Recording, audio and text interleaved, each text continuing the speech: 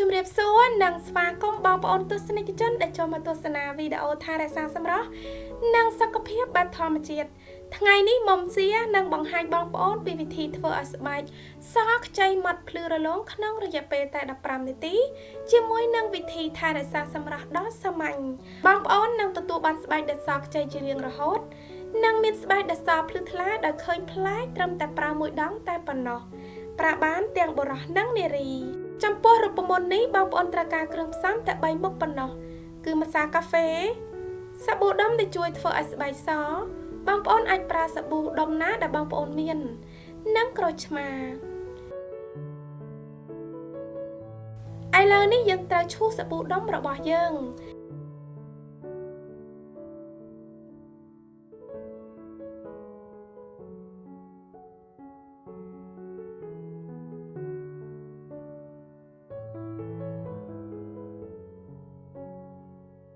ហើយយើងត្រូវការប្រហែល1ស្លាបព្រាបាយរួចហើយយើងត្រូវដាក់វាទៅក្នុងទឹកក្តៅដែលបានដាំពុះដើម្បីឲ្យសាប៊ូរលាយបន្ទាប់មកដាក់ទឹកក្រូចឆ្មាចំនួន2ស្លាបព្រាបាយ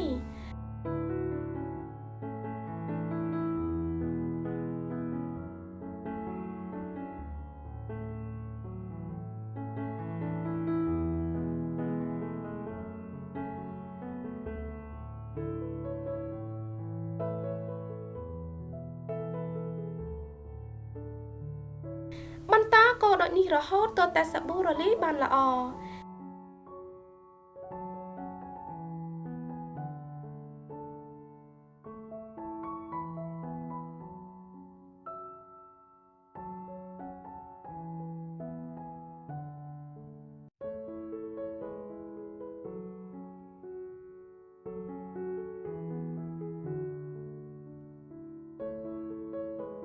ចុងក្រោយដាក់ម្សៅកាហ្វេចំនួន1ស្លាបព្រាបាយ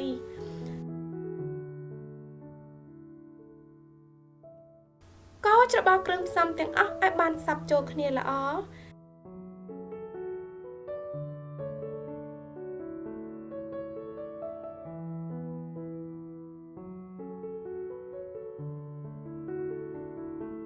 រូបមន្តធ្វើឲ្យស្បែកសរបស់យើងគឺបានរួចរាល់សម្លៀកល្បាយនេះនៅលើដៃជើងនិងនៅលើផ្នែកណាមួយនៃរាងកាយដែលបងប្អូនចង់ទទួលបានស្បែកសស្អាត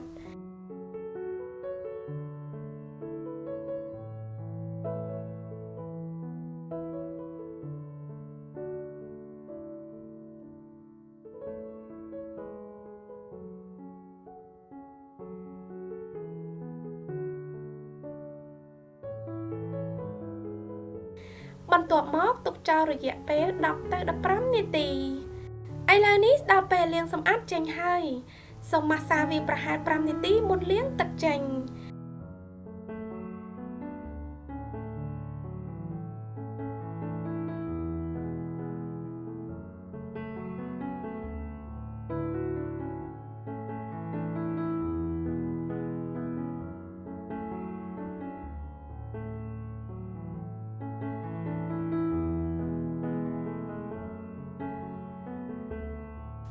កុំភ្លេចលាបក្រែមផ្ដល់សំណើមផងណាបងប្អូនដើម្បីទទួលបានលទ្ធផលកាន់តែស្រស់ស្អាតសូមប្រើរូបមន្តនេះ3ទៅ4ដងក្នុងមួយសប្តាហ៍ដោយដែលបងប្អូនបានឃើញដៃរបស់ខ្ញុំមើលទៅទន់និងមានសម្បុរសភ្លឺថ្លាជាងមុនតាំងពីការប្រើប្រាស់លើកដំបូងសង្ឃឹមថាបងប្អូនចូលចិត្តវីដេអូនេះប្រសិនបើបងប្អូនមានសំណួរឬយោបល់សូមសរសេរ comment ខាងក្រោមសូមជួយចុច like និងចុច subscribe YouTube Channel និង Facebook Page របស់នាងខ្ញុំផងណាសូមអរគុណដល់បងប្អូនទាំងអស់គ្នាដែលចូលចិត្តនិងតែងតែគាំទ្រទស្សនាវីដេអូរបស់ខ្ញុំនឹងជួបបងប្អូននៅវីដេអូបន្តទៀតសូមជម្រាបលាបាយបាយ